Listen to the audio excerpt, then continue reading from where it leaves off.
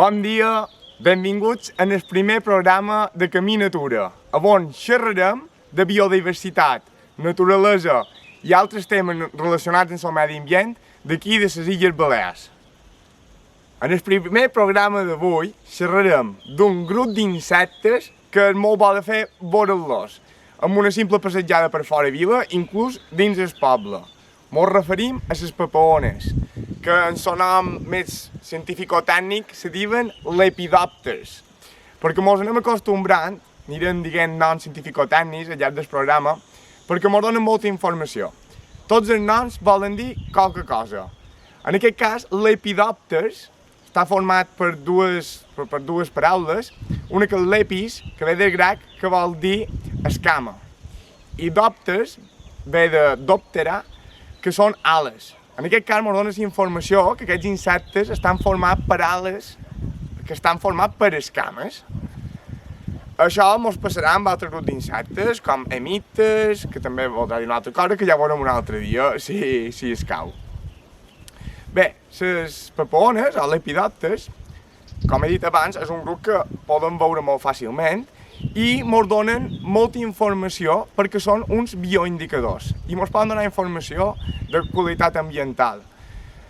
És un grup que fa metamorfosis completa, això vol dir que va canviant, té diferents estadis. El primer estadi és el sou, després passa per un estadi larva, que les larves són les que s'alimentaran de fulles de diferents plantes, depenent de l'espècie, i després fa una pupa i després se torna una papaona. Jo de papaona no en sé molt, només sé la part general. Per xerrar bé de papaones anirem a veure en Xisco Trullols, que és un verdaderament entès d'aquest grup d'insectes. En Xisco és un al·lot que fa tercer de carrera de biologia, però des que té 10 anys, pràcticament, ja estudia les papaones. És increïble. Coneix pràcticament totes les papaones de Balears i moltes d'arreu del món. I a part, té una col·lecció de papaones a casa seva i un petit laboratori per estudiar. Està en el grup de recerca de la Universitat d'Ecologia, Interdisciplinària Ecologia, i fora més preàmbuls, anem a veure-lo i que ell ens conti més coses sobre aquest grup d'insectes. Au, vinga, anem! Ja som aquí a Manacor, a Can Xisco Trullols. Com he comentat abans, un gran entès de les papaones. Anem a veure-lo, que mos conta. Bona, Xisco! Hola, què tal? Com estàs? Molt bé, i tu?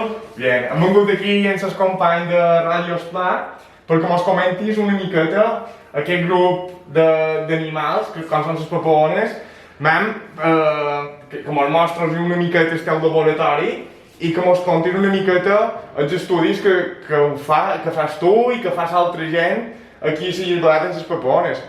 Primer de tot, m'agradaria demanar-te les papaones, quina funció tenen en el medi ambient? Perquè si me'n qualcuna l'hem de matar, o l'hem d'agafar, l'hem d'anar a agafar o no? Bueno, les papaones són uns insectes, són uns animals que estan dins el grup dels insectes, que se caracteritzen sobretot per tenir dos parells d'ales amb esquiates.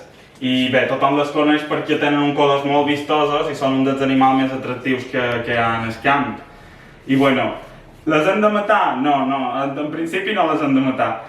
De fet, la funció que tenen a l'ecosistema és que són uns bioindicadors excel·lents. De fet, nosaltres utilitzem les papaones per saber com se troba la natura, quins canvis hi pot haver a la natura, i bé, són uns animals molt útils i que ens donen una informació molt valuosa. I a part també, quan les veiem damunt les flors, són perquè pol·linitzen, no?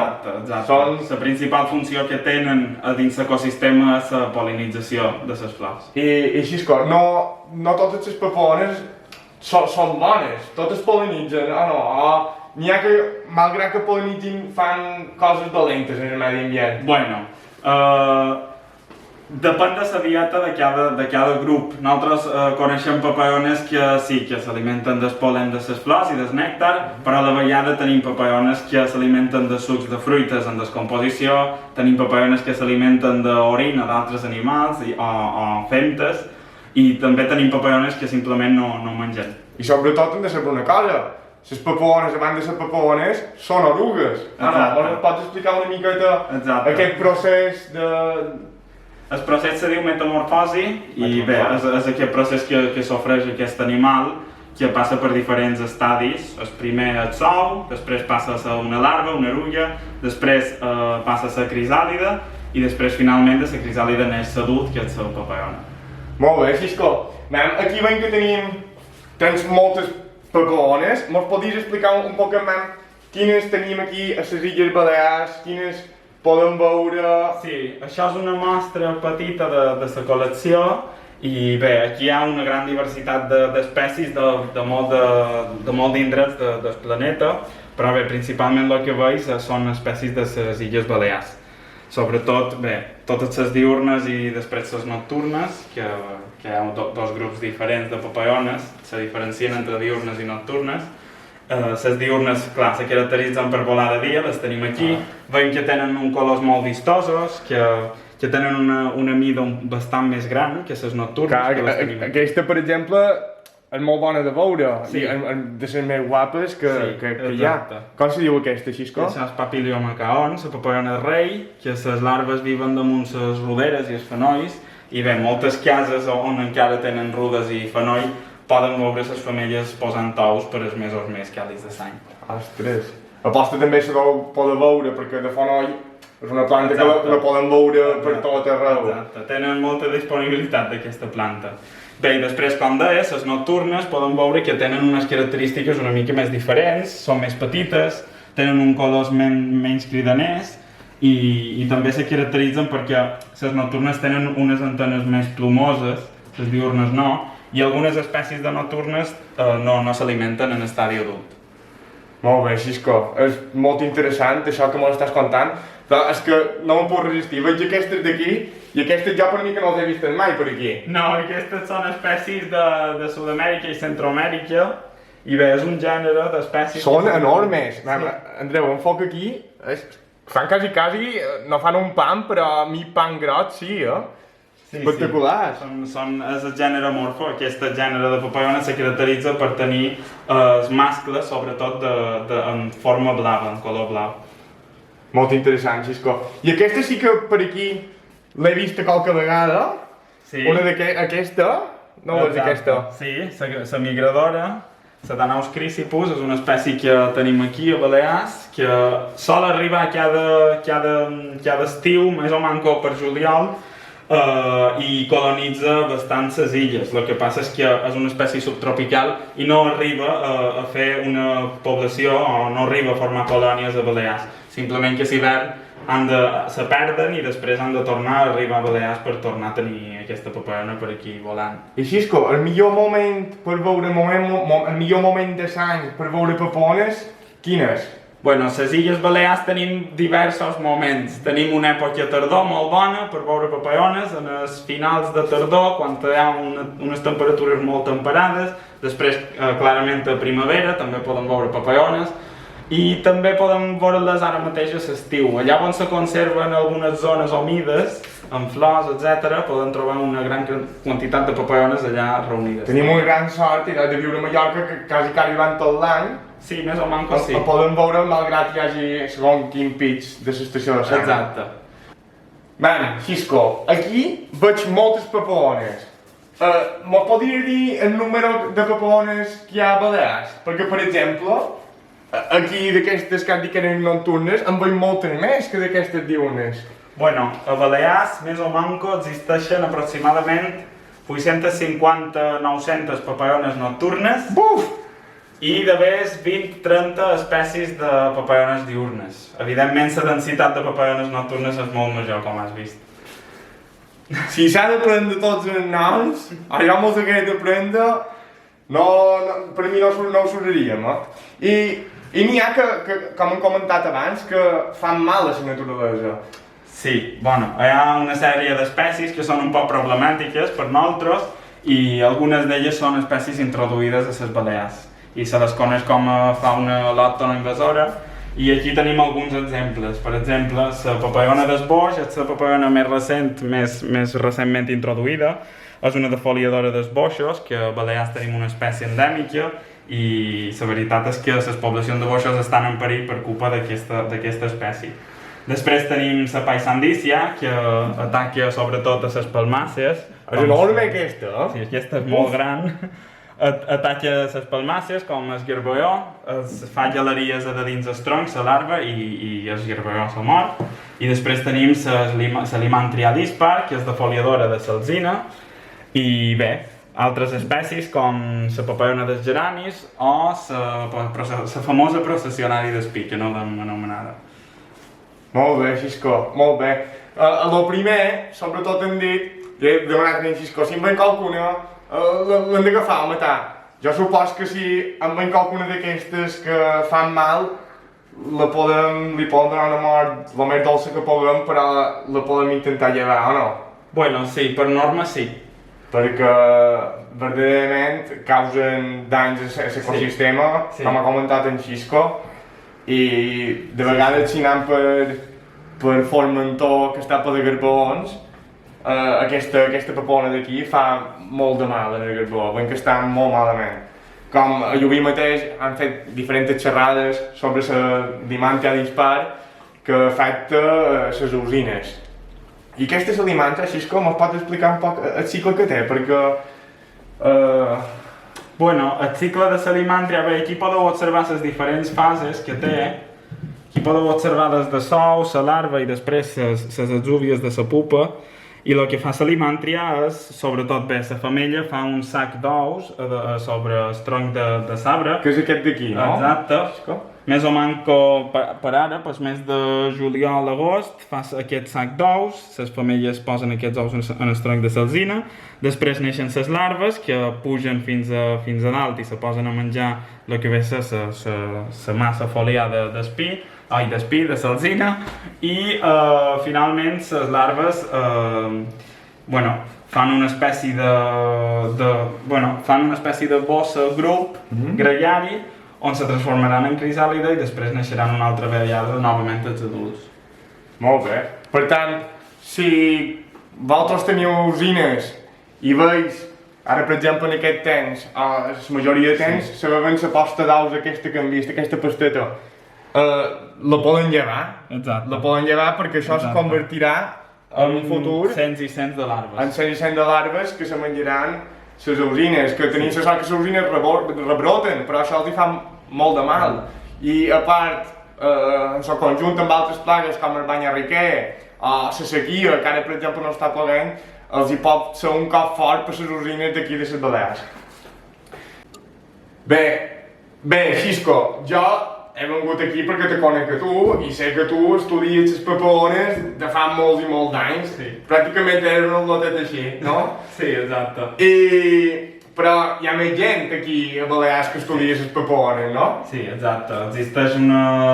Avui en dia existeix un grup bastant xulo de persones que estudien les papallones de les Balears i hi ha institucions públiques que també se dediquen a fer recerca dins aquest grup.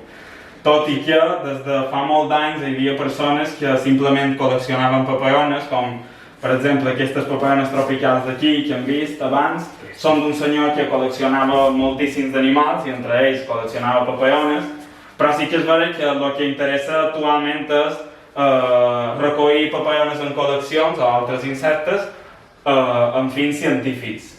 Allà, per exemple, a la universitat, el grup de recerca allà on estic, estem en una línia de recerca dedicada a l'estudi científic de papallones. Hi ha associacions com STAIP que també se dediquen a estudiar papallones i han vengut grans experts balears com en Martin o en Nick Ridiford.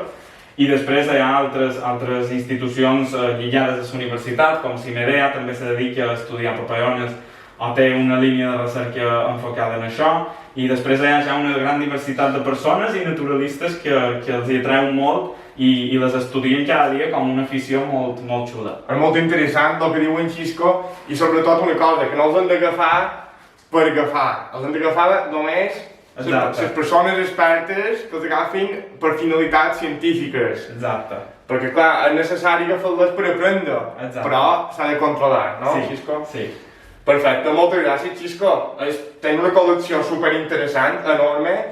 La veritat que m'hagis convidat aquí a que teva mostrar-nos això, ho agraïm molt i és un autèntic luxe poder estar aquí, veure el laboratori que té aquí muntat a casa seva, un alumne de biologia que ho té de fa...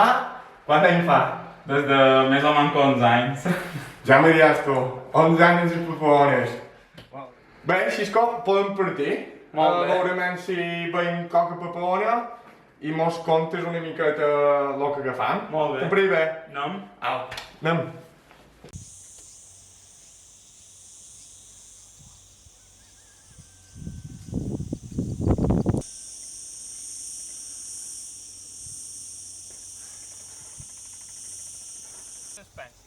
Ah, cuidado. Ara en Xisco mos ha agafat 3 espècies de papones, ara les mirarem de més a prop. Som en el fora vila aquí a Can Xisco, que hem mirat d'agafar un parell de papones i endú la sort que n'hem agafat els 3. Bé, n'hem agafat en Xisco n'ha agafat els 3, perquè si n'hagués d'agafar qualcuna jo crec que no l'agafaria. Bé, Xisco, si els pots anar a mirar traguent i mos expliques quines espècies has agafat i com les reconeixes. Sí, sí, vale, d'acord. Pues ara les trauré una a una, anant alerta, perquè si no, les traig amb les pinces. Sí, com vulguis. Mira, per aquí tens. Ara, aquí ja en tens una, Xisco. Aquí en tens una. Aquesta jo la tinc bastant vista, és bastant comuna. Sí, aquesta és la papallona dels grams, és una rometa, i els seus noms científics per Argeria, i les l'han trobat aquí, al nord, solen estar a zones en sombra, els agrada molt la humitat i a l'estiu sempre se refugien a la sombra, sempre, sempre. I aquí a sort hi ha un poc d'ombra, les plantes han fet un poc d'ombra i han trobat aquesta espècie que és característica realment de totes les illes Balears. És una de les espècies de papallones diurnes més comuns de totes. I aquesta, també la poden veure en l'estiu. Aquesta quasi diria que la poden veure tot l'any. Sí, és una d'aquestes espècies que gairebé la poden veure tot l'any. Molt bé. Nen, vol mostrar més... Nen, no, una cosa, Xisco. Sí. Poden saber si és femella o mascle? Sí, ho poden saber, ho poden saber. Per exemple, això és una femella. Una femella? Si espera que una femella hi ha una femella. Me'l podria dir per què? Bueno, els mascles d'aquesta espècie, d'aquesta família de papallones, tenen unes estructures a les ales que tenen funció hormonal, que són les androcònies, i les femelles no les tenen, sols les tenen els mascles. Llavors, aquesta papallona, que és una Parargeria, no té androcònies, per tant, és una femella. Anem a aquesta segona, Xisco? Bueno, aquesta segona també és molt típica d'Hortats, és una papallona blanca de la col, bé, blanqueta. Hi ha dues espècies a Balears, la blanca de la col, que és més gran, i la blanqueta de la col, que és molt més petita, que és aquesta. Ambdues espècies s'alimenten de col, principalment, a sort. I han trobat un exemplar, i això és un mascle. Aquí coneixem que és un mascle. Perquè té androcònies. No, perquè algunes espècies tenen androcònies, però altres no. Aquesta coneixem que és un mascle perquè al final de l'abdomen acaba amb pinça. I per això sabem que és un mascle. I la pinça deu ser perquè fa la femella. La pinça és perquè fa la femella, sí, exactament. Molt bé. Una més. Aquesta Xisco està fet un poc pols, o no? És que és així? Sí, no, hi ha papallones que quan tenen un parell de dies de vida ja comencen a espanyar-se les ales i comencen a deteriorar-se un poc. Anem a veure aquesta tercera. Aquesta tercera també és molt típica dels mesos més càlids de l'any a Balears. Se diu Coenonympha pamphilus i és de la mateixa família que ha entrat la primera. És un satírid i també se caracteritza per tenir aquests colors marrons. Les larves s'alimenten també de gramínies. Les gramínies són plantes de la família del cèsped, perquè ens entenguem. I, bueno, l'han trobada també sort, perquè a aquesta li agrada moltíssim les terres, sobretot molt àrides, molt seques, i li agrada molt estar literalment en el sol a un mes de juliol, com estem ara. Ostres, aquesta és una de les que poden trobar en aquest temps, que és bona de veure. Exacte. Molt bé, i aquesta que has dit que era femella, mascle? Això és una femella també, perquè tampoc té androcòrnies. I aquesta sí que se coneix per les androcòrnies o no? Exacte.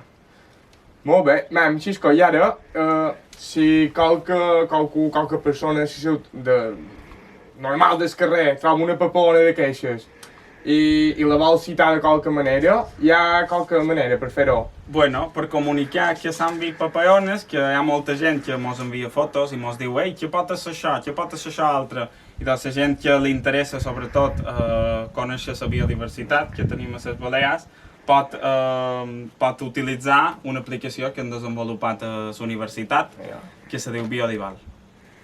Sí, ara mirarem de fer un exemple, Sí. com se fa una observació biodival, i així tota la gent que vegi una papona, qualsevol de ser viu, no? Sí, exacte. Qualsevol de ser viu i vol aportar en el món de la ciència una cita, i a part que hi haurà experts que després ho revisaran i te diran sí, és això, o te diran el que és, no? Podem fer un exemple, ara així és com Vinga. qualsevol d'aquestes papones, i veurem ben si m'ho dit mentides o no. Vinga.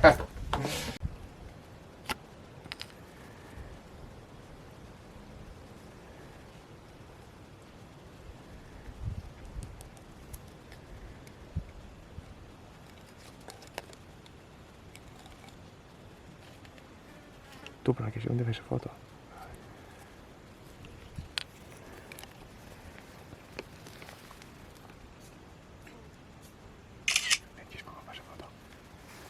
Mira, ara tenim aquesta aquí, en Xisco li farà una foto que se vegi més o manco bé. Vale, ja tenim la foto. I ara m'haurem descarregat l'aplicació Biodival. Què li deien, Xisco? Introduir... Exacte. Ara mos demana de quina espècie és. Li dic com que jo me la sé, posarem que és Pieris rapae.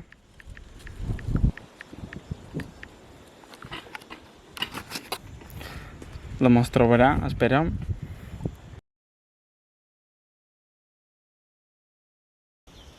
Ja tornem aquí a Llubí, venim de Manacor, de veure en Xisco, i esperam de tot cor que aquest programa vos hagi estat entretingut i sobretot que hagueu après moltes coses sobre les papones. Per tota la gent que li interessi cercar més informació i vulgui veure els recursos que hem oferit en el programa, com les aplicacions com Biodival, tindreu més informació aquí baix. Ho podreu mirar en tranquil·litat. Finalment, volem donar gràcies a en Xisco, que ha estat el nostre convidat d'avui. Moltes gràcies, Xisco, per la quantitat d'informació i mostres-vos que teva. De tot cor, gràcies. Finalment, ens despedim i esperam veure-vos en el pròxim programa de Camí Natura. Això és Ràdio Esplà i som a Llubí.